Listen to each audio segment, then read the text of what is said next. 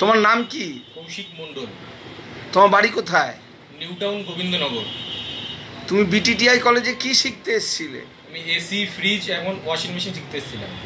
তুমি যে এখানে দীর্ঘদিন ধরে ফ্রিজ, এসি, ওয়াশিং মেশিন শিখলে, তোমার কীরকম লেগেছে? আমার এখানে খুব ভালো লেগেছে শিখে।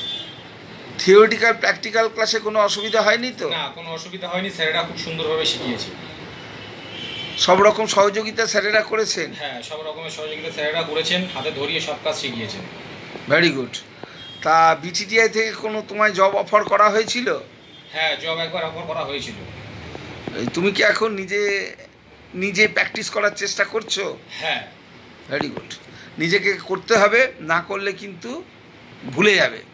সুতরাং এবং যদি কোনো কোম্পানিতে তোমার ঢোকার ইচ্ছে থাকে, অবশ্যই বিটিটিআইয়ের সাথে যোগাযোগ করবে। যেহেতু এক জায়গায় কাজ করছো বলে নিতে পারছো না, তাই তো? হ্যাঁ। ঠিক আছে, অবশ্যই যোগাযোগ করবে আর প্র্যাকটিসে থাকবে। ওকে, ঠিক আছে।